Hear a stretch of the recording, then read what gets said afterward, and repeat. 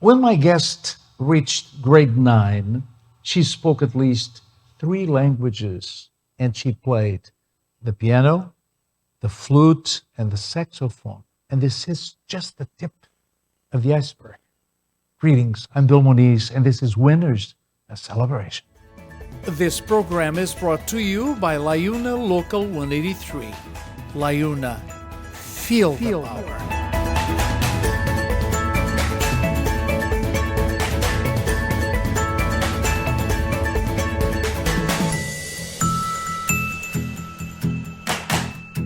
My guest's passion for languages and music is not the only reason why she's here. There's much more to this young lady.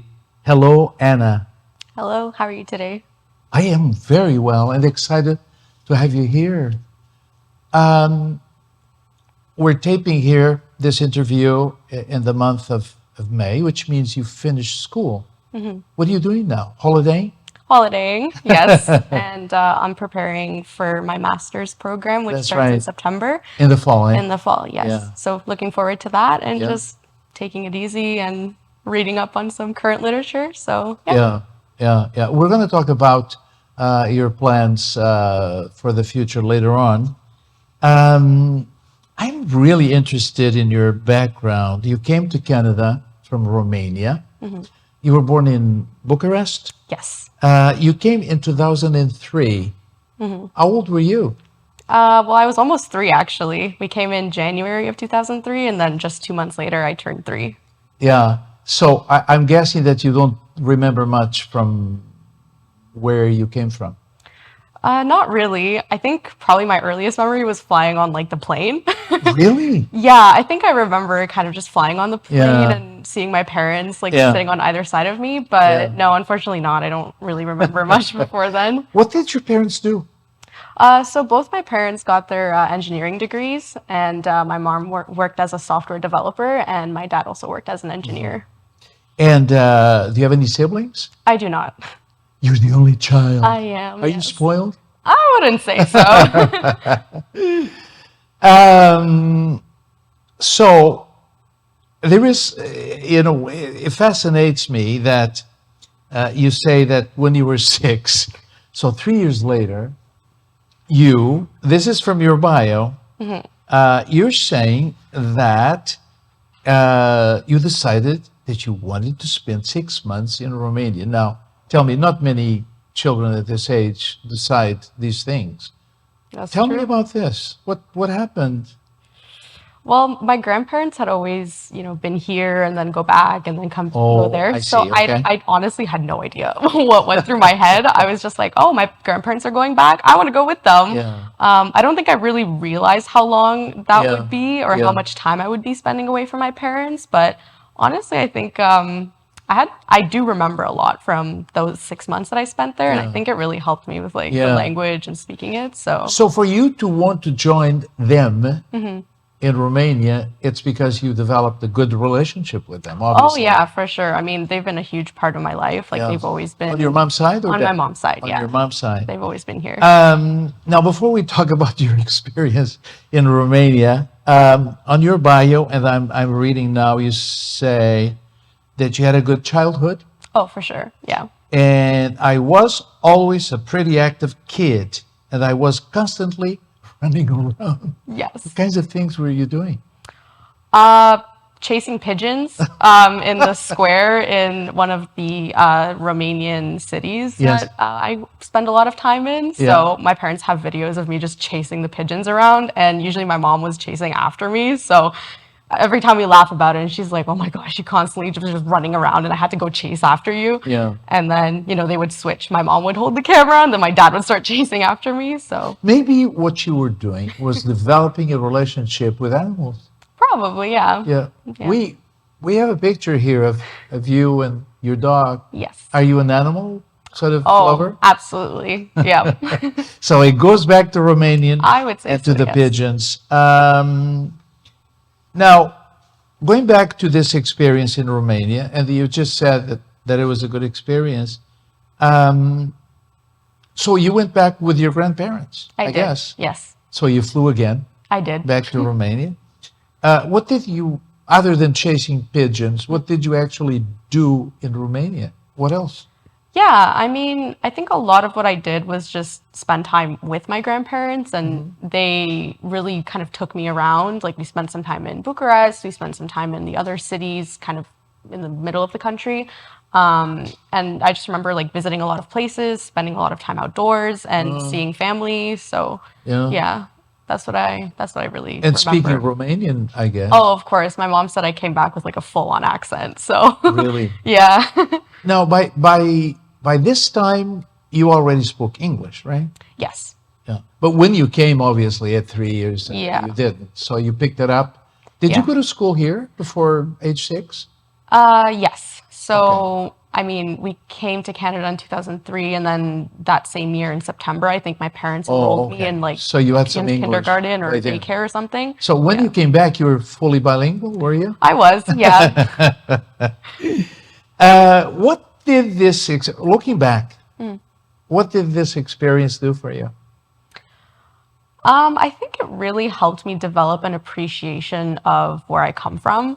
Like, honestly, when I go back to Romania now, I can visit the country and say, oh, well, I've been here because I spent 6 months here. So I really appreciate, where I'm from, and I tell that to like everybody. It gives you identity, Of doesn't it? course, yeah. I mean, you have to kind of keep that identity with you, right? Yeah, Like your entire yeah, life. yeah, yeah. That's somewhere where I was during my really formative years. So yeah, it's like those are months that I cherish for sure. Yeah. Now, the fact that you started speaking this second language for you, in some ways, I guess Romanian is your second language, is it not? You consider that your second, or English your second? I would say it's a mix. It's a mix, Yeah, yeah. yeah. Did it give you a taste for language? Because we're going to talk about your love for French. Yes. Did this kind of whetted your appetite for language? Probably subconsciously. Yeah. Yeah, because when I started speaking French, like I was able to pick it up very quickly, and this is something that I've been speaking French for since I was 6. So honestly, like within the first 6 years of my life, it was like a huge mumbo jumbo of languages. Yeah. So because your parents did they did put you on a French immersion program. they did, right? and that was right after I came back from Was Romania. this their idea or your idea or? No, it was their idea. Yeah. Yeah. So they probably saw that you were very good at languages. Probably. And I remember we had a neighbor who, told them that, well, their daughter's in French immersion. So they thought, oh, well, we'll just sign you up too. Like, why not? Yeah. Yeah. Are you glad you did?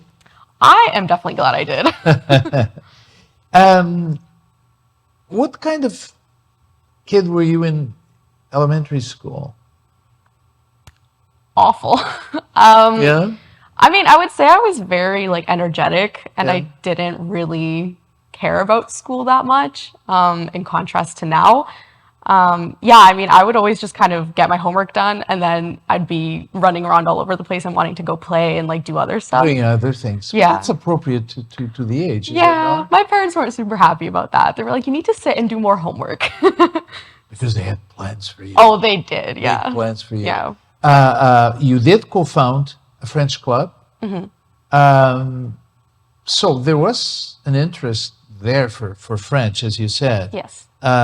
Founding a club, a language club, shows interest. Oh, for sure. How did this happen? Were you invited to be part of it? So I was in the International Baccalaureate program when I was in high school, and we did core French courses. So I mean, for me, it was easy because it was just relearning basic French, Yeah. which I already knew. However, I did see some of my peers kind of like struggle with French because they were learning it for the first time. And since they were my friends, and I wanted to help them out, I said, "Look, why don't we found a French club?" Right? So I asked my French teacher, I'm like, "Can you stay with us like after school for an hour each week?" Just so we can, do some activities, get some conversational skills going, So I really wanted to help them out in that way, and that's how the idea for the French club came around. And so you were a co-founder, and by doing by founding this club, you helped others, eh? Mm-hmm. Uh, Now, how old were you then? Around what, 9, 10? No, that was in high school, so I Oh, must have, this was a little later. yeah, so I must have been around like 15 or 16 when Okay, the so French it's club came around. later on. Yeah. But when you were 9 years old, Mm-hmm. you added piano lessons Yes. to your list of Mm-hmm. activities. Now, how did this interest for music develop? Was this from an early age too, or It's a very funny story. tell me? So my mom actually played the piano when she was younger, and that was something that I was like, wow, that's so cool. So I actually asked her, like, can you put me in piano lessons? And initially she said no because she thought it was just going to be like a phase, right? Yeah. Like, okay, you're going to play for 2 months and then you're going to get bored. But then my dad actually bought her a piano one year for her birthday, just like a digital piano from Yes, Costco. yes. And she was like, oh my gosh, like, I don't want it, return it. I don't have time to play. But then I was kind of like, I could do lessons. Enter the daughter. So I was like, you can sign me up. I can do lessons. And she was kind of like, okay, fine. And I was lucky enough to find a really good teacher who really like pushed me. And he Yeah. saw that, okay, like she wants to play. I'm not going to keep her at like a very basic level. And he constantly just pushed me and kept me going forward. So yeah, I would say like that's really when I got like the taste of like, okay, this is how I set goals. This is how I work Yeah. towards goals. Yeah. That discipline kind of aspect. Yeah. Yes. Now, you often hear that learning music, learning how to play an instrument, lifts the spirits, gives you energy, motivates you. In your case, what did it do for you? Because music became a very important part of your life. Yes, it did. Yeah. Yeah. So early on, it must have done something extraordinary for you. Yeah, I would say so. Yeah. I mean, that's when I really, first of all, I thought it was really fun. Just, Yeah. oh my gosh, like I'm playing music. It's really fun. Can make sounds. Exactly. Oh, to joy, I got this, like Oh, wow. really fun. Like the basic Yes. kind of sheet music for it. But I thought it was fun. And then I also saw how, being able to play and like I said earlier, being able to set a goal and complete the task that I wanted to finish, that really kind of translated over to my schoolwork. And that's how I kind of said, okay, I want to do good in school too. I want to do good in piano. And then that's when I started taking school a little bit more seriously. Yeah.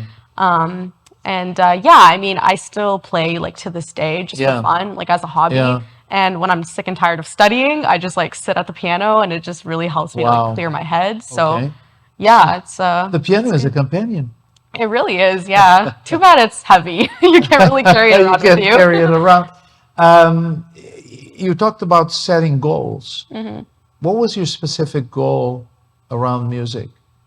Yeah, so when I started, I don't think I really knew what I was getting myself into, Yeah. but once I started doing the Royal Conservatory exams, my teacher had actually told me he had completed, level 1 to 10, and I was like, oh yeah, I want to get to level 10, So that was something that I kind of expressed early on in my piano journey, but obviously people were kind of like, oh, take it easy, you never know what happens, maybe something comes up in your life and you can't really reach that goal, but I did say it and I did achieve it. So How did you achieve it? by a lot of hard work. Oh, Yeah. hard work. Hard work and discipline and time management, because at some point I was balancing, school and studying can get a little bit hectic, and I was also taking 2 lessons a week at some point. Oh, yeah. So I was really managing a lot, especially in my Heavy duties. later yeah. years in high school. Yeah. Yeah. So yeah, lots of discipline, lots of time How do you management. feel about having achieved probably your first major goal, right? Yeah. In life? Yeah, I mean, Did it give you oh, for sure. confidence? For sure. I mean, it wasn't easy, especially as I got more advanced and the pieces got harder. So, just being able to tell myself that, I stuck it through and I got through like really, really hard moments. It really kind of means a lot to me, and it tells me a lot about myself, and that even in the hard moments, I'm still willing to kind of push through and work towards the goals. Do you consider yourself a pretty good player, piano? I would say so, yes. Wow. Yeah. We got to invite you to come back and bring that piano. Oh, for sure. We'll have a truck. Yeah, okay. Bring it. You spoke of baccalaureate. Yes. Yeah. So you went from, this is in high school, right? Yeah. Yeah. What is that all about? that program? Yeah, What was so that? the International Baccalaureate program is a program that starts when you're in grade 11. Yeah. In grade 9 and 10, you're just pre-IB, so you're kind of preparing for Okay. it. But the IB is like an international kind of program, so you're basically taking the same courses as people in like other parts of the world, and everything is pretty like standardized for everyone Really? in the in the International Baccalaureate program. What kinds of courses did you take? I took a variety of Give me a courses. range, a Yeah, sense. so I mean, the whole idea of it is like they want to make you well-rounded. So I took a lot of courses, like for example, English literature. Yeah. I took economics, which I wasn't really a fan of, but I kind of had to take it. Ah, I took biology, I took chemistry, so that was kind of like my first experience so with sort of a science. liberal arts program. Yeah, yeah, for Yeah. sure. I took French. That was Yeah. fun and easy. So this was a conscious choice on your part Yeah, so I had to get a little already bit of everything. exactly, yeah. Ah. Again, didn't really know what I was getting myself into, and then you hit like the hard patches, but Was it difficult? I would say so, just because you have a lot of kind of individual projects, especially when you get to grade 12, Yeah. that you have to work on, and it really takes a lot of time management to really get Yeah. through all of that. It can get a little bit stressful. Like I said, I didn't really enjoy economics, but I had to do it. Yeah. So that also kind of taught me like, okay, even if you don't like something, just kind of like get through it and Get push through through it. it. Yeah. Yeah. So Yeah. yeah, You have to you have to keep the big picture in your exactly. brain. Yeah. Um, so you were so busy with these courses, did you drop French altogether, or? Oh, so no, I didn't. I mean, unfortunately, I didn't go into French immersion in high school Yeah, yeah. because I wanted to do the International Baccalaureate. And like I said, I did take some French courses, but they were core French. So they were a little bit on the easier side. They were like beginner French courses, but no, I got through all of them and I So did you really never gave well. up French I altogether? never gave up on it, and even in university, like I took Yeah, all my electives were French yeah, courses. So yeah. yeah. Uh, Talking more about your musical background, I made some notes here. Grade 8, you joined the school band, playing the flute. Grade 9, you rejoined the school band and joined the marching band, playing the alto saxophone. Um, and we're going back to what I said at the beginning of the show. By now, you play the piano, the flute, the saxophone, and spoke at least 3 languages. This is quite an accomplishment, is it Thank not? you. Yeah, Yeah, yeah. yeah. Yeah, I don't brag about You it. made your parents proud, I'm I sure. would hope so. Yeah. They Did don't you brag attend a lot either. of concerts at Oh, for school? sure. And yeah, Yeah, so one of the things that like my parents and I love to do, and especially like my mom and I, we would always go to like the Four Seasons, downtown Toronto, and like go see some like operas. And there you was like opera? actually, I love it. There was actually some weekends where we would go to the movie theater and they would do like live screenings of the Metropolitan operas in New York. Yeah. And those were amazing. And we would always just laugh because we would get like nachos because we were in a movie theater, It's right? very intense. Yeah, Opera is and we would very just eat intense. nachos in a movie theater while watching an opera. So it was a funny combination, Do you have but a good voice? I don't sing. But you appreciate Yes, yes, yes. other people's voices. Um, okay, so you have all of this happening to you, but when in high school, you volunteered at South Lake Regional Health Center, Yes. a hospital in Newmarket. So now you go from all of this stuff to health. Right. Tell me what the story is here. Yeah, I mean, you obviously have to do mandatory volunteering in high school, and I thought, what better way to contribute to my community than by volunteering at the hospital. So I started out when I was 16. I was in grade 11, and I started by just calling patients to remind them of their CT scan appointments. Yeah.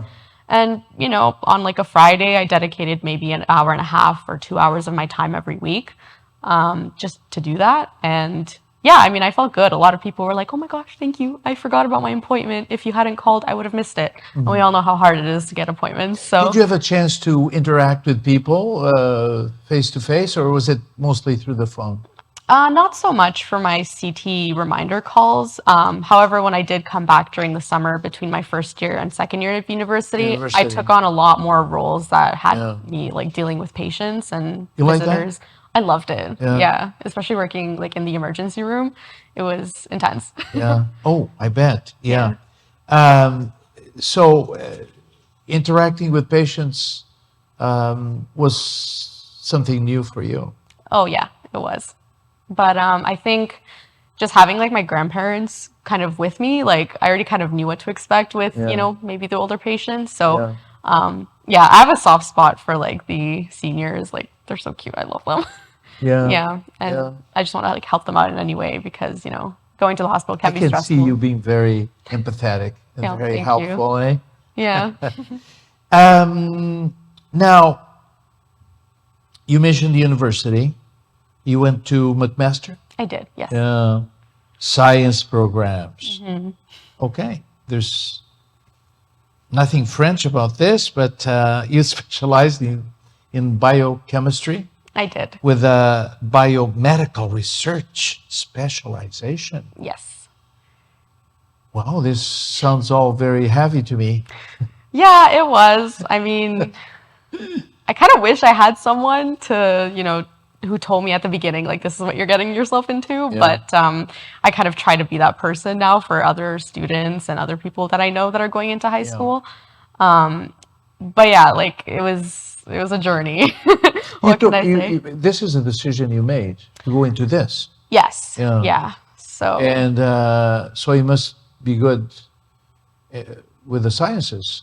Are you? Yeah, I would say so. I think the first kind of like taste that I had of, what biochemistry meant was when I was in high school and I was taking grade 11 biology. And I don't know, I just saw those like molecules and I was like, wow, they fit together so well, So they're cute. Molecules are really cute. It. You draw stuff. So I was like, okay, yeah, this is what I want to do. Yeah. But so you had this heavy course. I have some notes here about you receiving a certificate in professional French. Was this when you were in university? Yeah. So I basically, all my electives, because you have obviously your required science courses, and you have also electives. I just took a bunch of French courses, and then, when I graduated, I applied to get my certificate. Yeah. It's kind of like the same idea as a minor, right? Like you take courses and you can apply for a minor at the end. So you could not stay away from French, could you? I could not. Honestly, like my whole thing was like, if I'm going to take electives, I want them to be useful, right? So French was something I definitely wanted to like keep improving, which I didn't really have a chance to do when I was in high school. But I thought, you know what, I'll just take French courses in university. My grades are high for them, good GPA. Yeah. So I have the sense that you're the kind of person that when you start something, you don't quite abandon it. Yeah, that's very true. You stick to it. I do, yes. Wow. But you also joined a club called Hand Voice. Yes. And which was part of your curriculum, I guess, your activities from the second to the fourth year in university. You were the co-president of this club. But the thing that strikes me about this club is that it aimed to raise awareness for North Korean human rights. This is a totally different thing. Yes. Yeah. So I joined in my second year because when I was in my first year, I was a bit like scared, and I said, okay, I'm just going to focus on my courses, see how university goes. And then when I got to my second year, I was like, okay, I think I want to meet new people, get involved more in like the school activities. So I decided to join Han Voice because like the reason you just mentioned, it was something different. I wanted something different, and I didn't want to just stick to like, okay, sciencey stuff, language, music. I wanted to kind of branch out and learn more about other things as well. So yeah, by joining Han Voice, I met a lot of people like in my school, but then also at other chapters at other universities. So yeah, it was good. It also gave you a chance to practice what we call social consciousness. Yes, that's true. Because I had no idea like what was happening. Awareness in North about Korea other at that people's time. problems around the world. Did you learn anything that will serve you well in the future? I would say so. I mean, I just like Human rights are yeah, I didn't know that it was such a huge like crisis and that yeah. people were, actively trying to escape and, here are like the different routes that they take, like they go through China or different other countries as well. And Yeah. yeah, I mean, it was just like, wow, there are so many things happening far away from home A lot that of people maybe we're not suffering. aware A of, lot of right? people suffering around Yeah, the world. Yeah, and exactly. sometimes we kind of live here in a bit of a bubble. Yeah, but Yeah. more and more is known now about what's happening in the world, and that's really interesting that you got involved in that. In your bio, you say that the highlight of your university experience was a lab class with a doctor who has an unpronounceable name, Dr. Brits McKibben's Yes. lab. Yes. What did you learn in this lab that made such a big impression on you? Well, first of all, the lab itself isn't in my department, so it wasn't within the Department of Biochemistry and Biomedical Sciences. So I did take a huge kind of risk, like going out and trying out a lab in a different department, because this lab was more focused on analytical chemistry, which Oh, is something that I hadn't really been exposed to yeah. until I worked in this lab. And I think I was really lucky in the sense that I really liked the research that was being done and it really kind of fit with what I value. And because I loved it so much, like I'm going to do my master's in his lab. So, I mean, it helped me Are on so you? many levels. Yeah. Oh, so you're going to go back? Yes. Yes. Well, specifically, tell me. I'm not a much of a science kind of person. I'm more the other side. What is it about the lab specifically that grabbed you? I mean, first it was the people. Like everyone there is so nice and so helpful, and I've developed such good relationships with everybody in the lab. And I remember there was this one PhD student, and he was like working so hard, and finally he got his PhD while I was working in the lab, and now he's in Japan doing amazing things. And he was so humble about it, and he would tell me like, "Oh, like Anna, you're doing such a good job. Like you're such an inspiration to me." And I'm like, no, like you're an inspiration to me. Like you got your Yeah. PhD. So like just an amazing work So environment. it was a supportive environment. Exactly, yeah. But Yeah. even like I said, the research itself, we're looking at different biomarkers in biological fluids and biological samples, and we're trying to see if we can somehow like determine if there are certain metabolites or substances in those fluids that can somehow like predict disease or, you know, help people again, Yeah. helping Heavy duty people. research, huh? Yeah, so like that's something I value a lot, like, taking your health into your own hands and living a healthy and active Yeah. lifestyle. So, Yeah. yeah, if we can contribute in any way, then that's good. We've talked quite a bit about your education and your interests and extracurricular activities, but there's more to you. Yes. And we're going to continue talking to you in about a minute and a half. We have a little pause. We'll be right back with Anna. 3, 2, 1. Welcome to Go Live TV, the first intercultural IPTV station that broadcasts over 50 shows in 22 different languages. Here at Go Live TV, you can now book your event at our venue. We have green screens, multiple sets and backdrops, including a fully equipped kitchen and a news studio, a photography booth, podcast and radio station, a stage with a 9x14-foot video wall, and much more. Book our studio now. Go Live TV, the only multimedia one-stop shop, offering everything you need to take your event to the next level.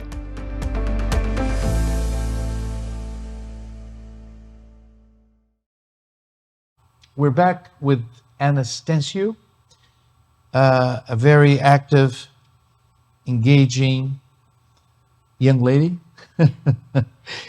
an honor roll student. I have written down. This is going back to your high school, right? Yeah. I don't know if we talked about your 2 music awards, grades 8 and 9. And I'm assuming it was for excellence. Yes. Was it?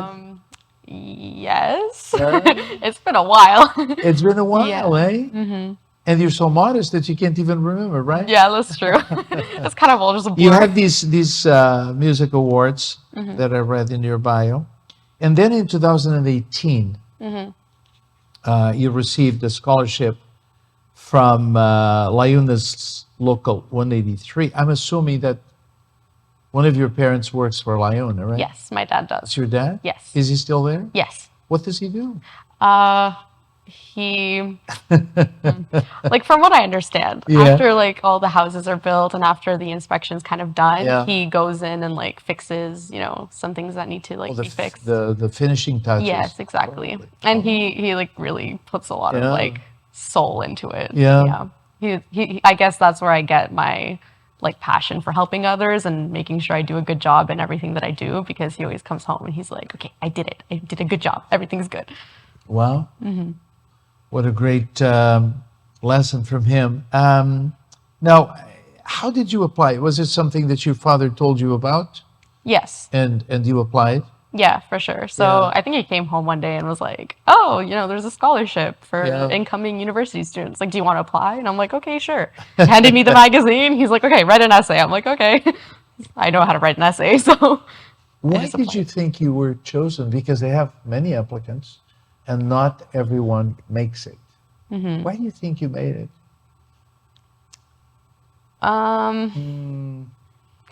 I think it was just because I was capable of demonstrating that I was a well-rounded person. Yes. And I think I submitted some transcripts and grades, and Yeah. I think they were probably impressed with that as well. And Yeah. they probably saw that like I put a lot of effort academically, but also in Yeah. like my extracurricular activities Yeah. as well. Now, so there is money that comes your way. Can you tell me how much you got? Yeah, so luckily I got all 4 installments of $2,500. Wow. So in total, that was $10,000 $10,000 just for the 4 off years. of my tuition. For the Yes, 4 years. yes.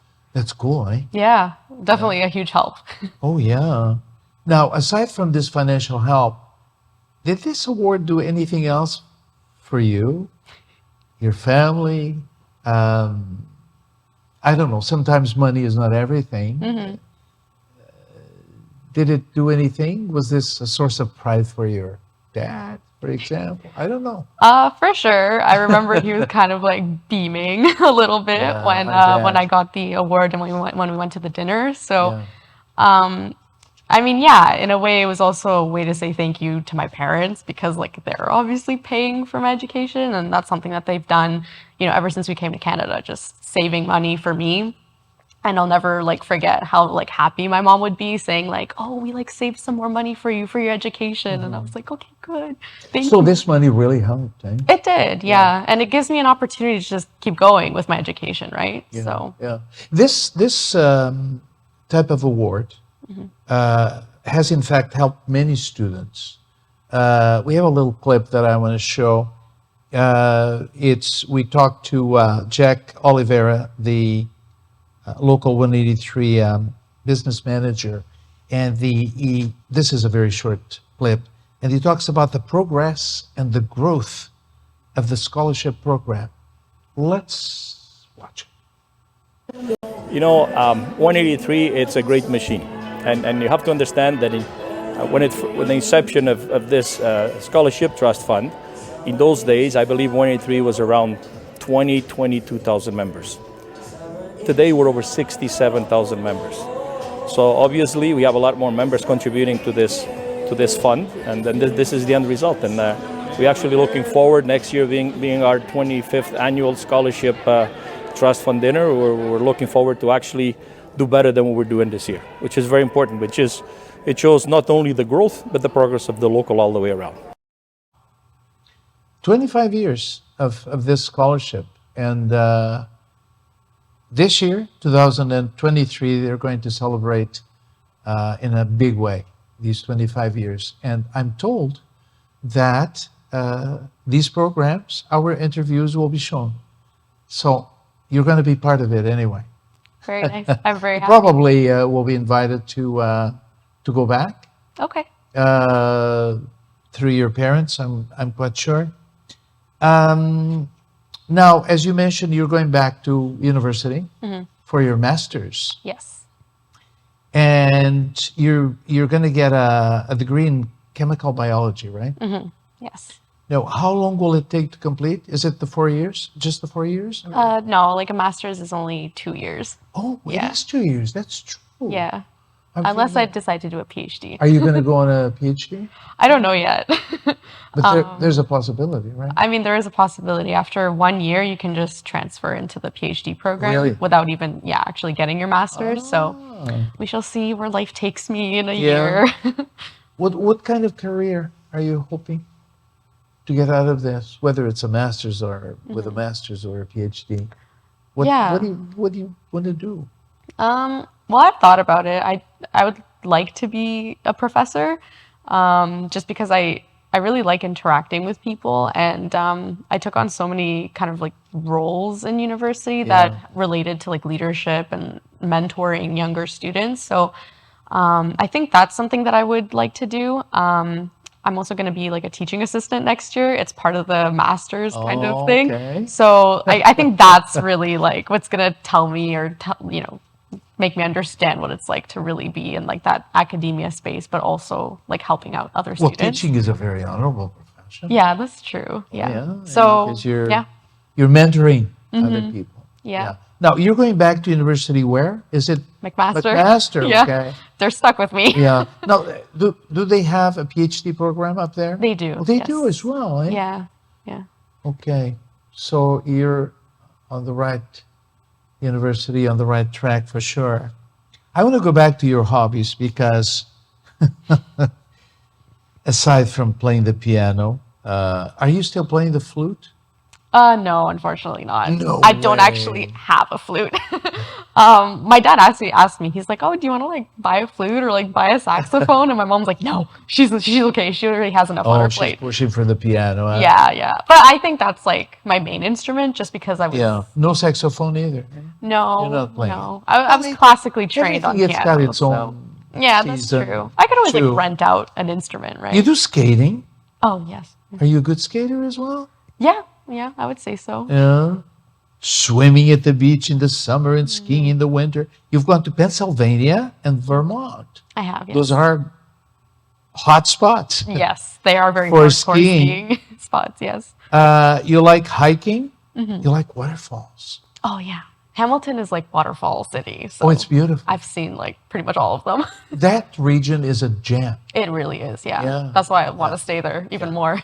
Traveling, of course. Now, are you traveling to Romania at all these days?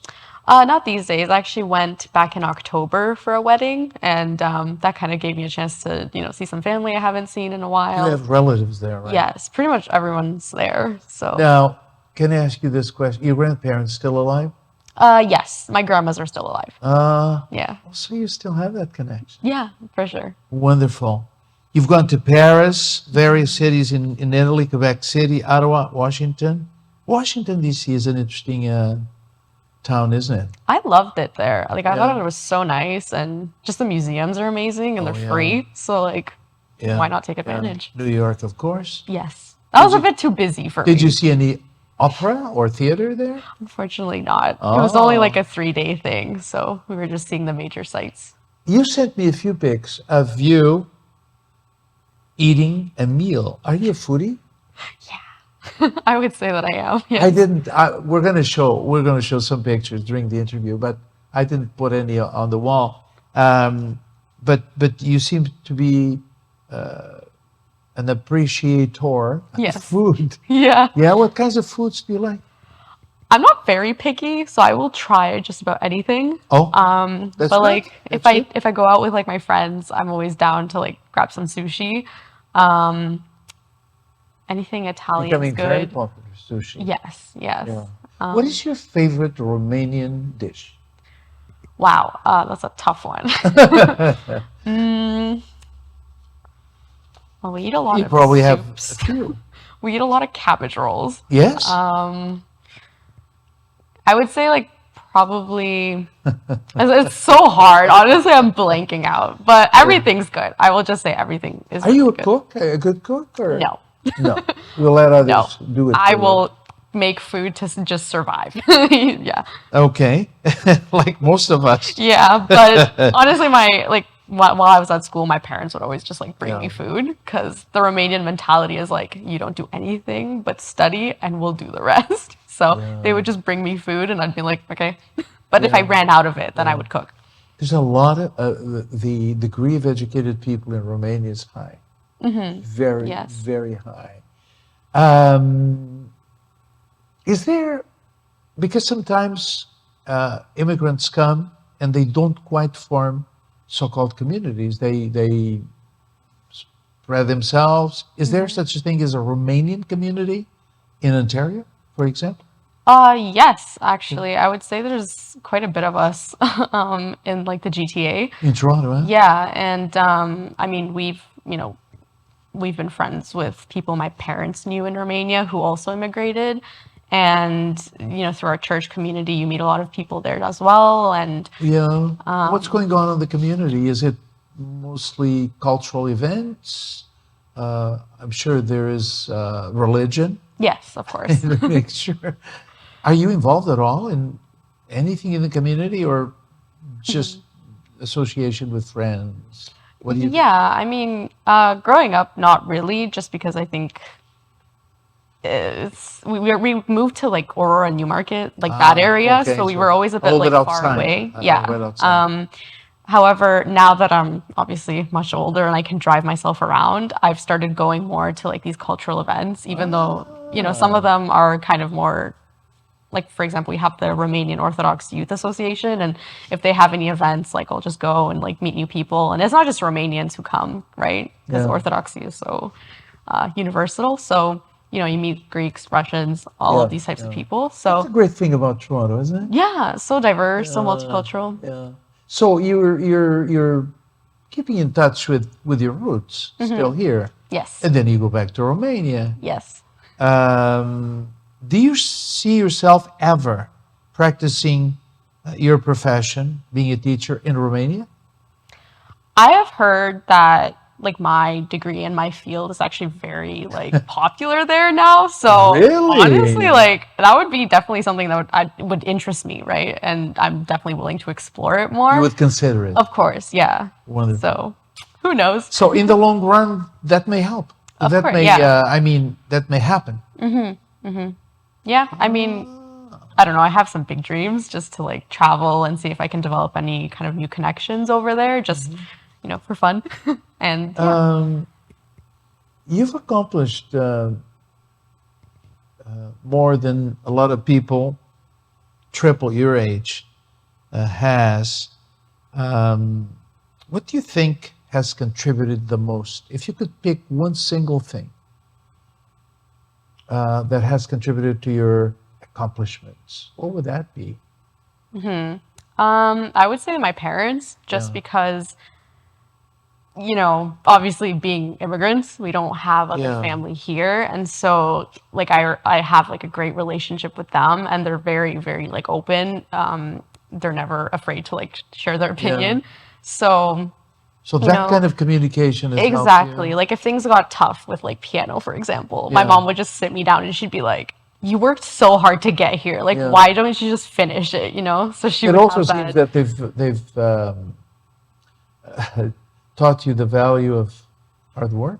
Oh, for sure. Yeah. And with my dad, I'll have conversations more like geared towards school and he'll tell me like, "You're in science, like stick with it, don't do something else." And I'm like, "Okay." So yeah. And like one time I was so scared. I thought I was going to like not do very well in a course.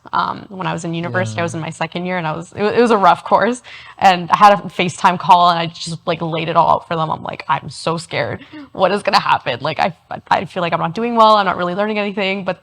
And then at that point they were kind of like, "Well, we didn't go to school in this country, so you need to figure it out." And that's when they kind of like let me figure it out for myself, but they were still there to kind of like guide me and help me think things through. So, Well, I think our audience by now understands why you were invited here, because the title of our show is Winners Celebration, and in my mind, you're a winner. thank you.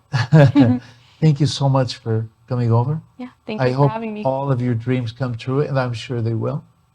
And hopefully, we'll see you next time. As I said, maybe playing the piano in some grand hall.